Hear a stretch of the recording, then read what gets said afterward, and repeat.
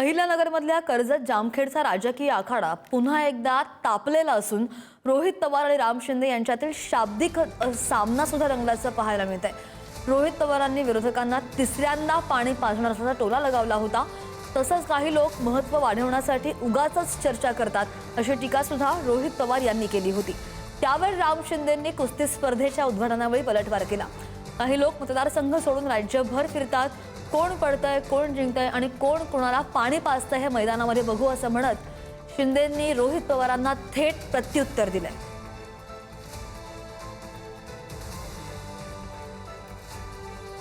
इलेक्शनच्या आधी चर्चा बऱ्याच काय होत असतात। जेव्हा इलेक्शन फायनल लेवलला त्या ठिकाणी होतं तेव्हा बरेचसे बदल तिथे केले जातात।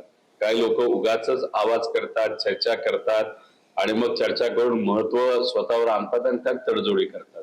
त्यामुळे काही प्रमाणात काही लोक विकासात्मक राजकारण करतात आणि काही लोक याच्यातून फक्त आपलं कुठेतरी चर्चा झाली पाहिजे, बातमीत आपण आलो पाहिजे या अनुषंगाने वेगळ्या काही गोष्टी करण्याचा प्रयत्न त्या ठिकाणी करत आहे।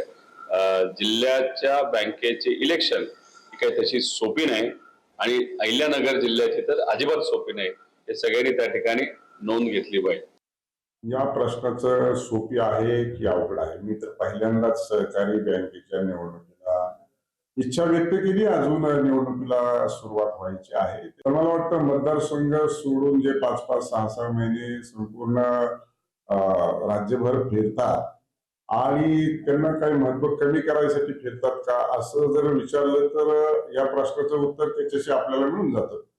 आणि म्हणून निवडणूक सोपी का अवघड? प्रत्येक निवडणूक ग्रामपंचायतीची असो का लोकसभेची असो, सोसायटीची असो का जिल्हा बँकेची असो, निवडणूकच असते। निवडणुकीच्या कडे त्याच दृष्टिकोनातून बघितलं पाहिजे। त्यामुळे प्रत्येकाचा बघण्याचा दृष्टिकोन वेगळा आहे।